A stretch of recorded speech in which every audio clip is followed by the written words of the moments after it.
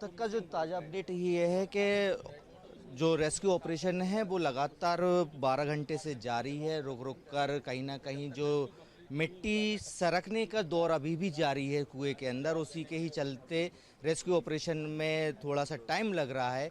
क्योंकि rescue operation में इसलिए टाइम लग रहा है कि मिट्टी धसक रही है, बार बार धसक रही है, कहीं ना कहीं भारी मशीनों का उसके ऊपर दबाव पड़ रहा है।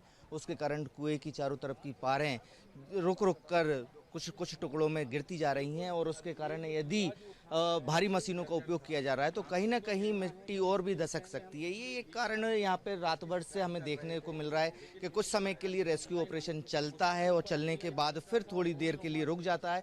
नए सिरे से एक रणनीति बनाई जाती है और नई रणनीति बनाने के बाद फिर उस पर अमल किया जाता है। मगर कहीं ना कहीं जो इधर की जो सॉइल है, जो काली मिट्टी है, वो सबसे बड़ा कारण बन रही है इस रेस्क्यू ऑपरेशन में।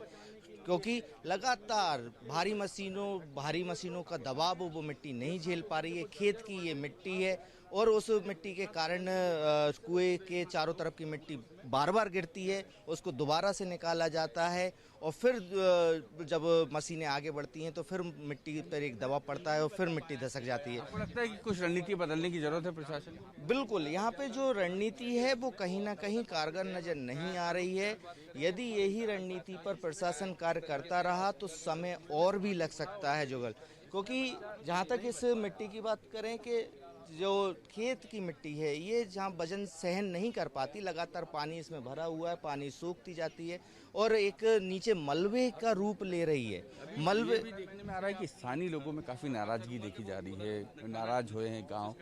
क्या क्या कारण लग रहा है? सबसे बड़ा कारण यहाँ है समय। चूँकि जिनके परिजन यहाँ पे मिसिंग हैं, जो परिजन इस कुएं के इस दुर्घटना का शिकार हुए हैं, वो लगातार, यानी कि सुबह जो ये हादसा हुआ था वो लगभग शाम के 7 बजे का हुआ था और अभी सुबह का 8 या 9 बज रहा है, तो 12 घंटे के ऊपर हो चुका है। पूरी रात उनने आंखों में गुजार दी है। जब आंखों में गुजार दी है तो वो कहीं ना कहीं अब आक्रोश उनके सामने झलक उनके चेहरे पे आ रहा है और उनके आक्रोश जो चल रहा है कि समय गुजरता जा रहा है, परिजन गायब है, कोई जानकारी नहीं मिल पा रही है। रेस्क्यू ऑपरेशन चलता है, थोड़ी देर चलता है, फिर रुक जाता है, फिर गति पकड़ता है। तो इसके कारण कहीं ना कहीं जो स्थानीय नागरिक हैं उनमें आक्रोश उत्पन्न होना जो कि स्वाभाविक है।